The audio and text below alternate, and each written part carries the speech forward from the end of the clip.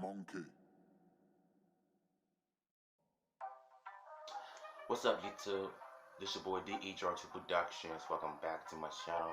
So I've just watched episode 1 of Transformers War on Cybertron, and I have to say I was really entertained based on what I've seen, and I like the dynamic duo between Bumblebee and Wheeljack in the beginning of the episode.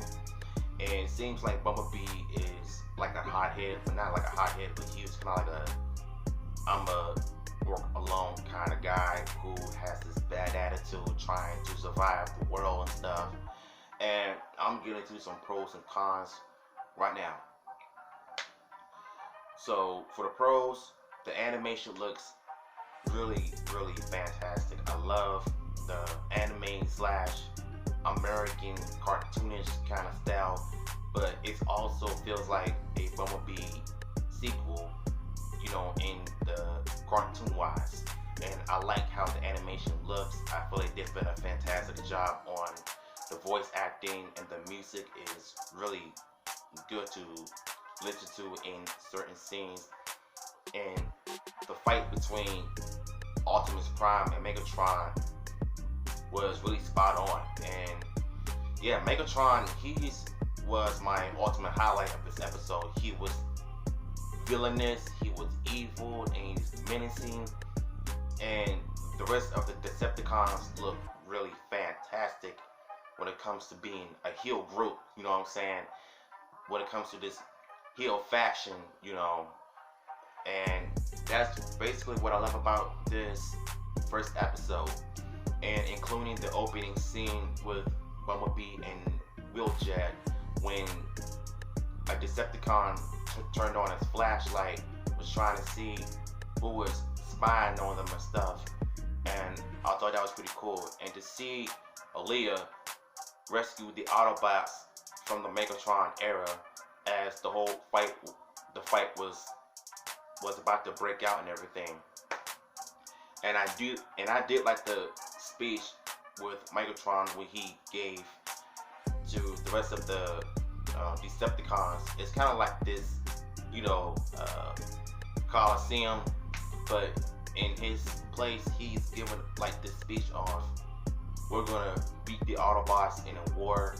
And he showed the highlights of Aaliyah rescuing the Autobots. And I did like the scene when they got to Optimus Prime's place.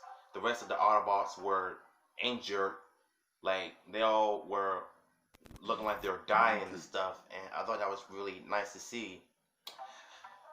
Some cons I have to get to this episode is when they made Optimus Prime look dumb, and the fact that he tries to rescue Bumblebee and Wheeljack from the Decepticons' destruction, he came off as like this weak person. And Aaliyah, as soon as we got to the second area, she was a little defensive, but she was getting upset that Optimus Prime is not being a leader. And it's just the way that they wrote this episode. They just made Optimus Prime look weak, and I don't like that at all.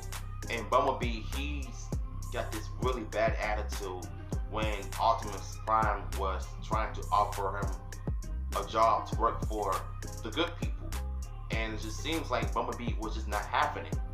So he was like, look, I don't want to work for y'all, let me go. And yet he followed them all the way to the ship where the rest of the Autobots were. And Wheeljack and the Doctor trying to tell Bumblebee, look, we can use a guy like you, but instead Optimus Prime just let him walk away. And he tried to tell the rest of his soldiers, look, we are not like the Decepticons, just let him go. Because it seems like Bumblebee, he's trying to survive life, but did he really survive life by just walking? Like, bruh, the Autobots really need your help, and you just want to walk away from the opportunity to fight for the good? So that's basically what this episode was about. You know, Bumblebee was just trying to figure out which direction he wanted to go. And that was just one of the biggest cons I had for this episode. And then we get this mystery. I don't know if he's a mystery Autobot or Decepticons, because he's walking around with this hoodie on and a cape, and the episode left on the cliffhanger. It's when he takes off his hoodie, and the episode just went off like that. So yeah, I'm gonna give this episode 4 out of 5. You know, they had some good moments, but there are some moments that just make me wish they shouldn't just make Optimus Prime look weak. And that's one of the biggest issues I hate, when you have a good show and then you got these writers making good characters weak instead of strong and heroic. And I get that heroes have weaknesses, but they just made them look so weak and weaker. I don't like that at all. So hopefully the next episode can wow me somehow. So yeah, hope y'all enjoyed this review. If you did, smash the like button, follow me on Instagram and Twitter, and don't forget to subscribe to my channel as well. Yeah, y'all take care.